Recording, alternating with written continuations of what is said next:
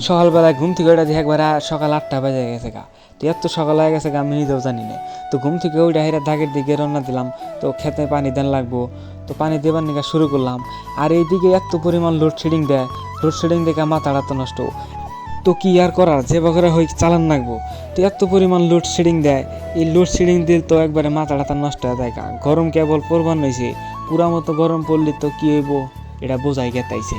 তো তেলের দাম হলো যে পরিমাণ তেলের দাম পারছে, তো তেলের দামের নিগে মেশিন থেকে আমি অর্ডার করলাম। আর দেখি একই পরিণতি, এমনকি জ্বালা।